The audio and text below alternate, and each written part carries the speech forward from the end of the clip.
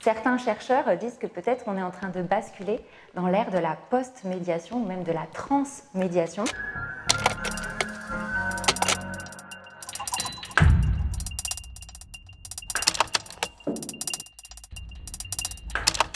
Elle est vaste cette question et je pense qu'il serait plus prudent d'en parler au pluriel finalement, de la médiation culturelle face à la diversité des champs, des disciplines, des pratiques, des métiers, des lieux où elle s'opère, cette médiation culturelle. Et on va dire qu'il n'y a pas un consensus finalement sur une définition générique de la médiation culturelle. C'est un terme très polysémique, protéiforme. Et assez imprécis finalement dans ses contours. Ce qui est sûr, c'est qu'elle rassemble, sous cette notion-là de médiation culturelle, on rassemble un pêle-mêle d'actions qui ont quand même pour objectif de faciliter des liens entre des arts et des personnes. Ça, c'est le grand chapeau dans lequel on s'ancre. Mais après, les médiums employés, les réalités de contexte, d'environnement, de structure culturelle sont extrêmement différents et vont faire qu'elles vont avoir des statuts et des modalités qui vont différer en fonction des environnements. Médiation, ça sous-entend un conflit. Alors plutôt que de penser ou de s'attacher à un conflit et donc peut-être un désaccord profond, je pense que ce n'est pas un désaccord profond qu'il y a, c'est peut-être plutôt une non-rencontre entre des institutions artistiques et culturelles, des œuvres d'art et des personnes qui n'ont peut-être même pas l'idée de fréquenter tel musée, tel théâtre ou tel cinéma. Et donc pour ça, nous, on a recours à des intercessions, à des protocoles, à des médiations culturelles qui vont faciliter ce lien et éviter le fait qu'il ne se produise pas de rencontre entre ces deux entités. Et donc la médiation culturelle, c'est créer un système d'interaction, c'est essayer de concevoir des espaces, des temps de partage, des temps de délibération, des temps de rencontre entre des arts, des cultures, des personnes et des territoires. Donc finalement, on peut la résumer en l'idée de faire relation entre ces différents domaines. Et ce qui est important, je pense, de retenir, c'est ce à quoi elle aspire. En fait, elle aspire à rendre plus accessibles, entre guillemets, ces structures ou des œuvres d'art. Elle aspire surtout à changer les représentations qu'on peut avoir de ces structures-là. Elle aspire aussi à modifier les rapports qu'une personne peut avoir avec un lieu artistique ou que les lieux artistiques ont avec ces personnes, les représentations et les rapports des deux côtés. Et surtout, les médiateurs culturels, ils ont pour finalité de désacraliser aussi ces lieux, de décloisonner également des secteurs qui parfois sont extrêmement cloisonnés et puis de générer ces mises en dialogue tout simplement pour répondre à un idéal de justice sociale, à une vocation d'émancipation des citoyens et surtout la médiation encore plus aujourd'hui, elle est là pour faciliter l'expression et faciliter la participation à la vie culturelle et artistique des personnes. Et donc pour résumer, je dirais que c'est un vocable qui est quand même assez récent, mais finalement peut-être déjà un peu usé dans ces termes et je pense qu'il faut surtout le voir plus comme une pratique qui est mouvante, qui évolue plus qu'un concept. D'ailleurs, les chercheurs le disent, on ne peut pas l'affilier à un concept puisque ce n'est pas circonscrit à un domaine universitaire de recherche, à un seul et même domaine.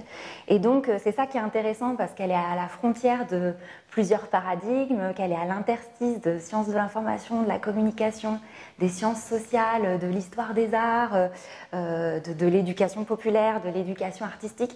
Et elle est toujours dans cette porosité-là.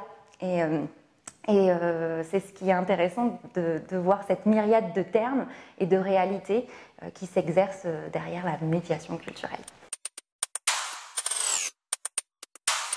La médiation culturelle, elle émerge, cette notion, en tout cas le vocable même, dans les années 80. Et ça ne veut pas dire qu'avant, il n'y avait pas de fonction finalement, de métier, de pratique de médiation sans en avoir ce terme-là. Ce qui est intéressant pour mieux comprendre la médiation culturelle, c'est de l'observer au prisme des politiques culturelles. Finalement, c'est un bon moyen d'appréhender cette notion que de la regarder avec le focus de la façon dont l'intervention publique a été mise en œuvre et l'évolution aussi de ce qu'on a pu mettre derrière le mot culture. C'est quand même un des deux mots qui la composent. Donc c'est une belle manière de mieux comprendre comment on la conçoit aussi aujourd'hui. Ce qui est intéressant, c'est de voir qu'elle prend corps finalement avec un idéal démocratique d'accès à la culture.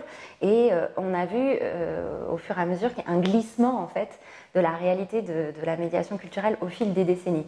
Je pourrais remonter à l'Antiquité, mais je vais être beaucoup trop bavarde, donc je vais resserrer en commençant peut-être tout simplement à l'acter plus à partir de l'ère Malraux, puisque finalement là il y a une constitution assez frontale de mise en œuvre avec une scission avec l'éducation populaire qui est intéressante à pointer quand on parle de médiation culturelle, puisque dans les années 60, c'est la seule force de l'œuvre d'art qui est prédominante. En fait, c'est finalement ces maisons de la culture qui limitent la médiation culturelle à la seule mise en contact, à la seule rencontre qui devrait suffire pour opérer ce choc émotionnel.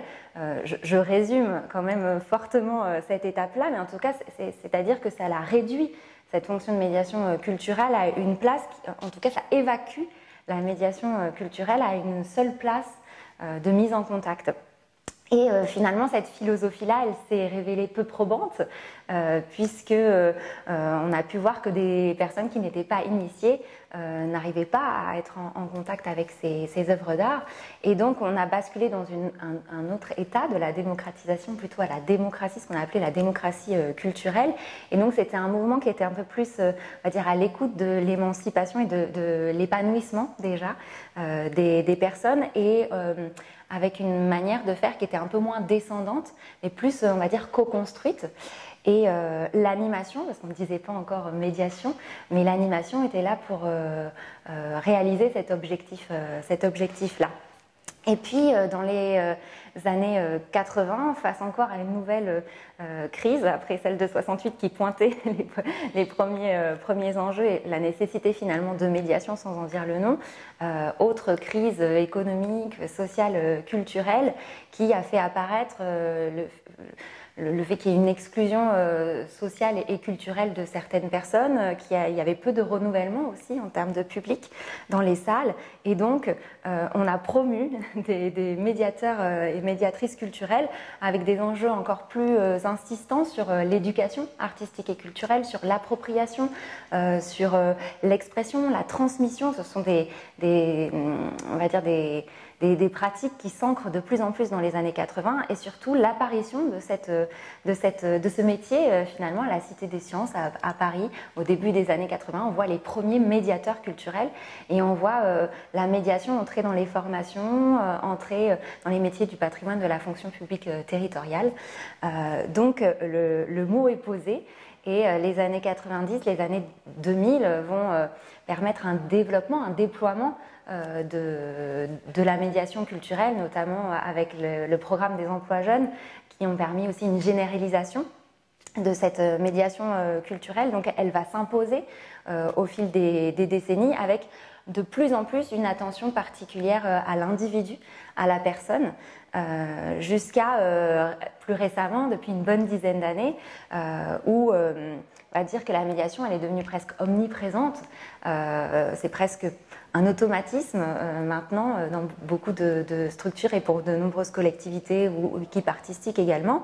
Mais on se rend compte qu'elle ne suffit pas à combler tous les maux et qu'il y a encore des personnes qui ne fréquentent pas ces lieux artistiques et culturels. Et ce qui est intéressant depuis une dizaine d'années, c'est de la voir aussi au regard des droits culturels qui ont fortement marqué un tournant sur la manière de voir et de faire et de vivre de la médiation culturelle aujourd'hui, puisqu'elle a renversé, on va dire, nos schémas classiques, nos schémas traditionnels de fonctionnement, où tout d'un coup on va se recentrer plus sur la personne que sur l'œuvre d'art, Et vu la filiation dans laquelle on s'ancre, c'est pas évident parce qu'on a cet héritage quand même qui était plus pyramidal, plus descendant, plus de donner des clés, des codes.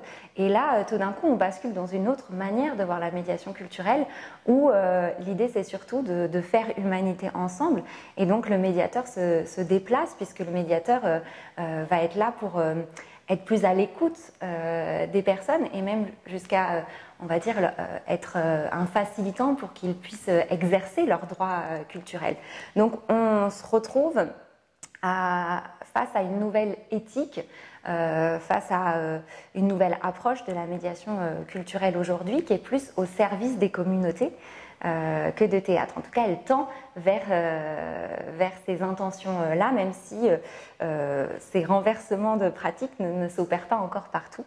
Et ce que je peux peut-être dire sur l'aujourd'hui ou même le demain de la médiation culturelle, c'est qu'aujourd'hui, elle est extrêmement reconnue. Il y a une déontologie presque du métier aussi qui s'opère. Les médiateurs se fédèrent, se regroupent en associations aussi. Et certains chercheurs disent que peut-être on est en train de basculer dans l'ère de la post-médiation ou même de la transmédiation. En tout cas, ce que je peux dire, c'est que j'ai l'impression qu'elle mute, cette médiation culturelle. Je l'avais dit précédemment, elle est mouvante.